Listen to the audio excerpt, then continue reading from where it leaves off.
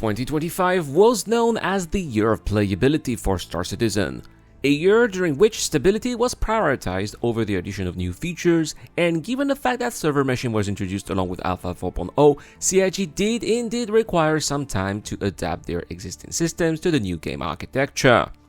And while there's still a lot of work left, Alpha 4.5 is anything but flawless, I think we can all agree with that, it's also true that the game is running much better than it used to a year ago.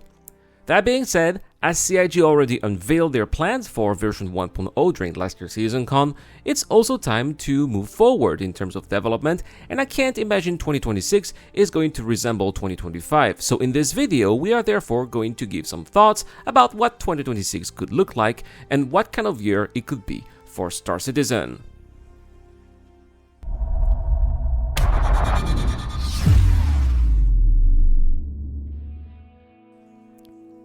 Crafting is an essential part in any open-world MMO, and Star Citizen is no exception, and CIG are fully aware of that. In fact, crafting is going to encompass almost every aspect of the game, so it's very likely that pretty much every player will be confronted to it one way or another, whether it's for resource collection, delivery, exploring, stealing, and of course, creating. We know that it's Star Citizen's next big addition, and CIG have already made it public, so we should already be trying it sooner than later. It's also expected that the first iteration of crafting will rather be limited, probably to FPS gear maybe, and eventually ship components, but it will eventually expand to everything that we'll need in the game, from food and beverages to ships and even base modules. And with the RSI Galaxy scheduled to release in 2026, possibly with base building modules, it looks like this is the direction that we're heading.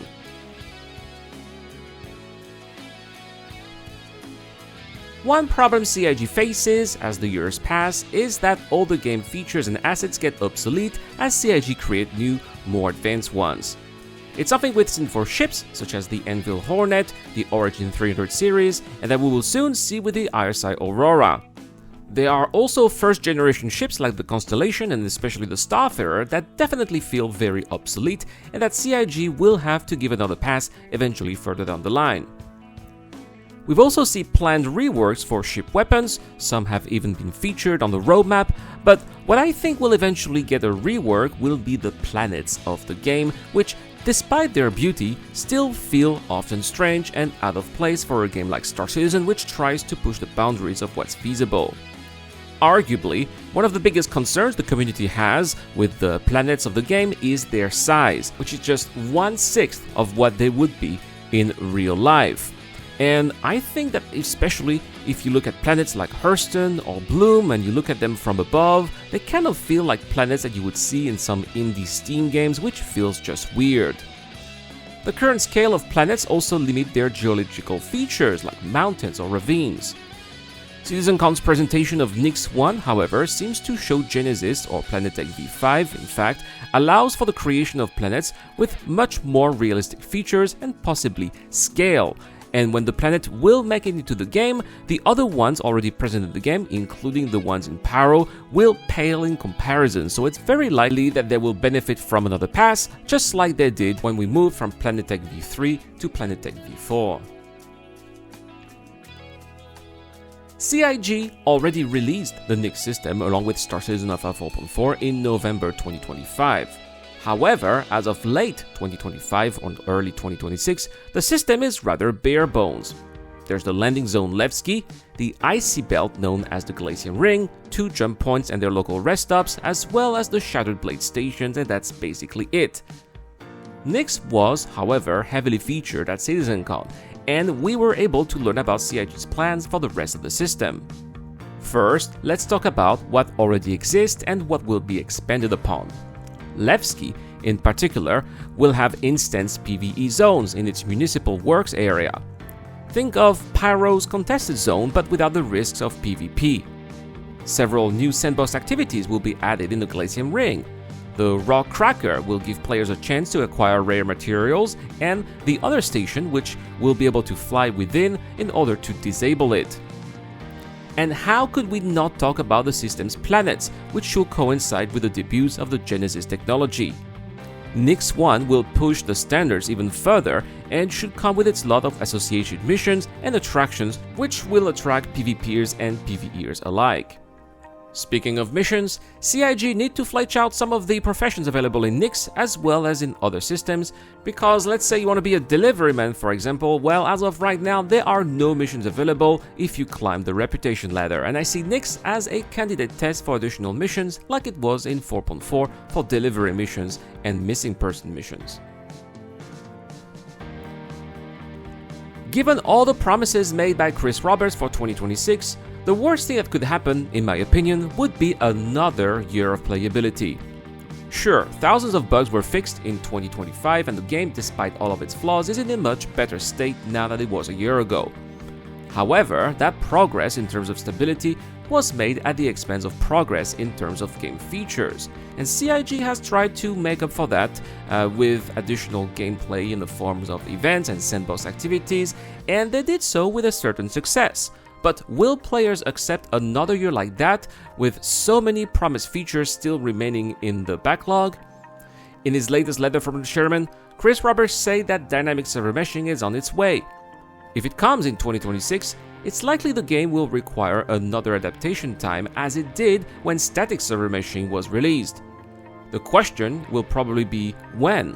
If it comes during the CitizenCon period, well, that should coincide with the release of Squadron 42, and backers would likely be busy enough with the single-player campaign to tolerate yet another transition period, especially if CIG would have crammed the previous months with features that don't require dynamic server meshing, such as crafting and everything associated with it. If dynamic server meshing comes much earlier than that, then it's entirely possible that features announced on the roadmap or on the progress tracker could be delayed indefinitely until CIG deems the game stable enough. If that were to be the case, let's just hope that such a period won't last for another year. It's official, Squadron 42 is complete, entirely playable, and will enter beta in early 2026. My guess is that we will have its exact release date in May during Invictus Fleet Week, and that the launch of Star Citizen's solo campaign will coincide with CitizenCon 2956. Now, I know that some people would say, hold on Irad, that's not a year, that's 7 months. To which I would reply that the time from now until Invictus is already being subjected to releases in the PU of features that Squadron 42 will utilize, such as engineering, but more is actually to come, like FPS radar, the reworked inventory system, and Maelstrom, for example. These are features that have been developed for Squadron 42 for years and that are also being adapted to the persistent universe. I also think that CIG will also build momentum for Squadron 42 once its release date is announced. There is no doubt that CIG's savvy marketing team has already concocted a plan that will not only entice backers who haven't to acquire Squadron 42, but to also reach to the masses who have never heard of the game or have only heard of it as a scam. In addition to ads, press releases, and news articles, CIG could also build a Squadron 42 webpage with guides about the characters, locations, or ships. They could also release special editions of Inside Star Citizen, renamed Inside Squadron 42 for the occasion, or bring back the briefing room, which had only one episode before being cancelled. And after the release of the game, there is little doubt that we will see huge streamers play the game, likely sponsored by CIG, which will be a good way to keep the momentum going all the way to the holiday season. Squadron 42 might be Chris Roberts' dream game, but it will also be a huge promotion for the persistent universe, which should see numbers of new players surge and ship sale revenue skyrocket. If 2025 was the year of playability, 2026 could bear more objectives or even combine them all at once. With the upcoming arrival of dynamic server meshing, it's the development of Star Citizen as a whole which accelerates. After all, we've heard for years from Chris Roberts that this technology would open the floodgates, and it seems like the prediction will become a reality within the next 12 months. One thing for sure here, 2026 will be a critical year in which we'll finally leave the realm of hypothetical and enter the realm of concrete with the release of CIG's first finished product. It's a milestone that I think will define what will happen next, because CIG won't have a second chance and they know it. It is going to be at that exact moment here that we will finally ask ourselves the same question. Were 14 years and $1 billion worth it? As far as I'm concerned, I cannot wait to answer that question, and if you want to be kept updated about the latest Star Citizen and Squadron 42 developments, well, please make sure to subscribe, because mark my words, 2026 is going to be a hell of a ride. And that is all for today's video, guys. If you enjoyed the content of the channel, as always, don't forget to leave a like. It really helps with the algorithm a lot. Don't forget to subscribe as well. As I said, there's going to be tons of content coming in 2026. So if you want to be updated, well, this is the best thing you can do. Have a wonderful day, guys. As always, a big shout out to my Patreon and YouTube members who make this content possible, including Dr. Fabian, Silk Artificius, Ducky2 Ducker, Shadow Rise, and Zero Crusher. Have a wonderful day. I've been Irad. I'll see you guys in the next one.